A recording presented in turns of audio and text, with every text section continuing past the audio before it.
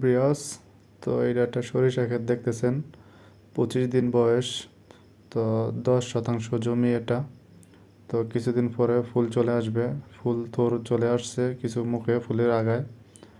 তো এই জমিটা প্রায় 2 কানি জমি এটা। সরিষা ক্ষেত এটা ফুটে গেছে এই জমিটা।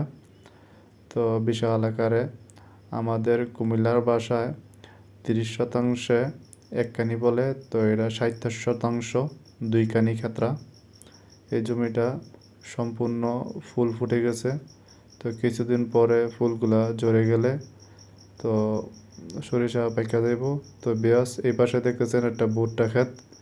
ভুট্টা ক্ষেতটা খুবই সুন্দর হয়েছে। তো আমাদের বাংলাদেশের মাটি সোনার চেয়ে খাঁটি। তো প্রাকৃতিক দৃশ্য খুবই সুন্দর, চোখের দৃশ্য। তো দেখলে অন্তর জুড়ায় যায়।